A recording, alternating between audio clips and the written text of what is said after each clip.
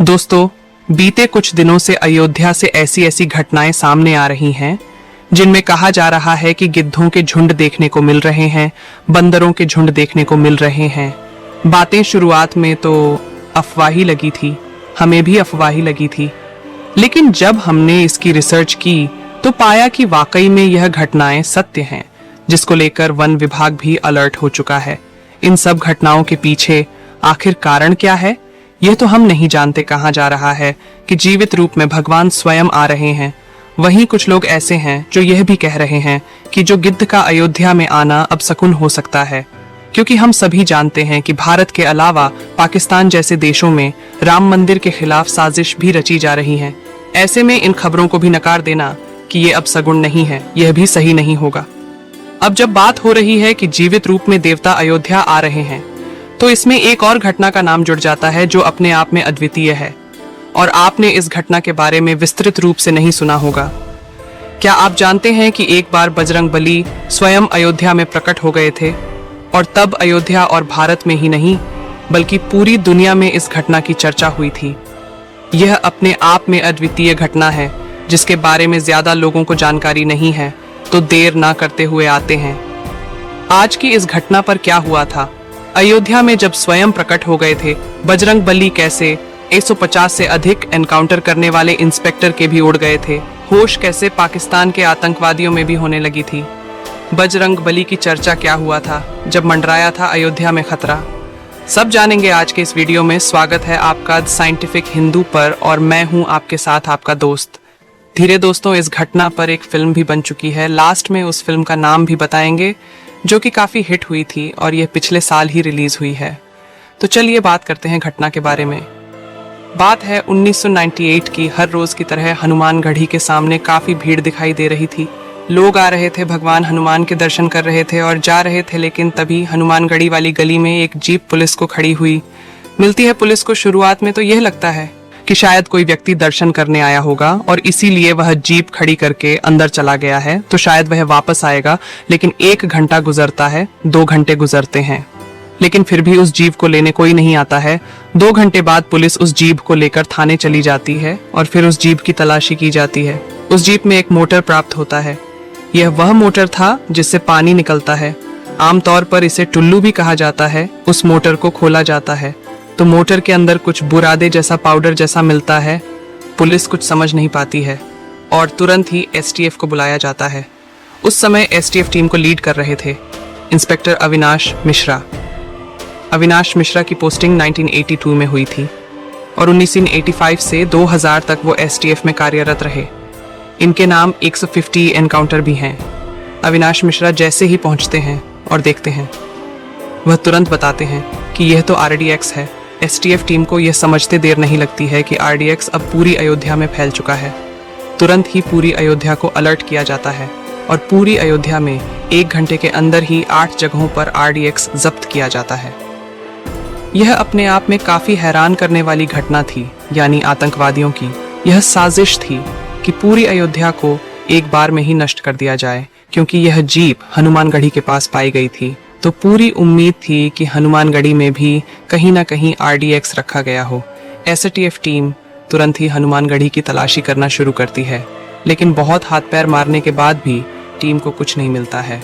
Inspector Avinash Mishra थक हार कर बैठ जाते हैं, लेकिन तभी एसटीएफ टीम का ही एक सदस्य काफी देर में मंदिर के अंदर से निकलता हुआ दिखाई देता है। लेकिन यह सदस्य कभी एसटीएफ टीम में रहा ही नहीं था। अविनाश मिश्रा जैसे ही उस शख्स को आवाज देते हैं, वह व्यक्ति भागने लगता है। यह व्यक्ति पूरी तरह एसटीएफ दस्ते के ही यूनिफॉर्म में था। तुरंत ही टीम उसे दौड़ाकर पकड़ती है और यह समझते देर नहीं लगती कि यह कोई आतंकवादी ही है। जैसे ही उस आतंकवादी को पकड़ा जाता है, वह आतंकवादी हंसने लगता है और हंसते हंसते कहता है, अरे तुम कुछ नहीं कर सकते, मैंने अब हनुमानगढ़ी के अंदर टाइम बॉम्ब लगा दिया है। और घड़ी देखते हुए वह कहता है, अब तो सिर्फ 1 मिनट बचे हैं, जाओ जो करना है कर लो। तुरंत इंस्पेक्टर अविनाश मिश्रा हनुमानगढ़ी के अंदर की तरफ भागते हैं। एसटीएफ टीम ने हनुमानगढ़ी का कोना कोना छान मारा, लेकिन कुछ भी नहीं मिला। अब मुश्किल से 20 से 30 सेकंड का वक्त बचा होगा, तब टीम को लीड कर रहे इंस्पेक्टर अविनाश मिश्रा की नजर एक बंदर पर पड़ती है। वह बंदर वाटर कूलर पर बैठा हुआ तारों को काट रहा था। इंस्पेक्टर अविनाश मिश्रा को शक हुआ कि इस वाटर कूलर में कुछ हो सकता है और वह चाहते थे कि यह बंदर इन तारों को छोड़े, तो जाकर वह वहां पर चेक करें। उन्होंने आनन फानन में पास में खड़े हुए व्यक्ति का प्रसाद उस बंदर की तरफ फेंका, लेकिन बंदर ने प्रसाद नहीं लिया और बंदर वहां से भाग जाता है। तुरंत इंस्पेक्टर अविनाश मिश्रा साथ में खड़े बम निरोधक दस्ते को वाटर कूलर के पास जाने के लिए कहते हैं, और जैसे ही वह शख्स वाटर कूलर के पास पहुंचता है, वह जोर से चीखता है और इस चीख से वहां पर खड़े सभी व्यक्तियों का ध्यान उस वाटर कूलर पर चला जाता है। वह शख्स जोर से चिल्लाकर कहता है, अरे ये तो टाइम बॉम्ब है। और इसके साथ ही वह एक बात और कहता है। वो कहता है, अरे सर, ये तो 3 सेकंड पर रुक चुका है। अविनाश मिश्रा को यह समझते देर नहीं लगती कि वह बंदर जिन तारों को काट रहा था, वह तार इस टाइम बॉम्ब के ही थे। अविनाश मिश्रा तुरंत उस बंदर को ढूंढने के लिए दौड़ने लगते हैं और तभी ढूंढते हुए अविनाश मिश्रा की नजर हनुमान घड़ी के शिखर पर जाती है, जहां पर एक बंदर मंदिर पर लगे कलश को सहला रहा था। पूरी टीम यह समझ जाती है कि छोटे वानर के रूप में स्वयं साक्षात बजरंग बली ही हनुमान घड़ी को बचाने के लिए आए हैं। सभी टीम के सदस्य भगवान हनुमान के आगे दंडवत प्रणाम करते हैं।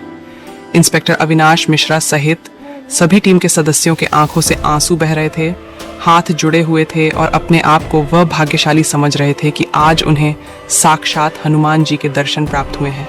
और थोड़ी ही देर में वह छोटा वानर आंखों की दृष्टि से ओझल हो जाता है। अविनाश मिश्रा स्वयं बताते हैं कि हमने जो भी उस दिन देखा वह एक सपने जैसा था।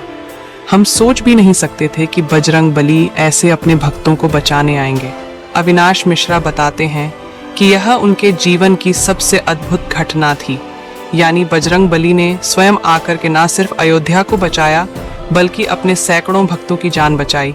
ये वाकई में अद्भुत घटना थी, अविश्वसनीय थी, अकल्पनीय थी। इस घटना को इंस्पेक्टर अविनाश मिश्रा पर बनी फिल्म इंस्पेक्टर अविनाश में भी दिखाया गया है, जो पिछले साल 2023 में मई में रिलीज भी हुई थी। इस वीडियो में जो आपने इस घटना के सीन देखे वह भी इसी मूवी के ही हैं।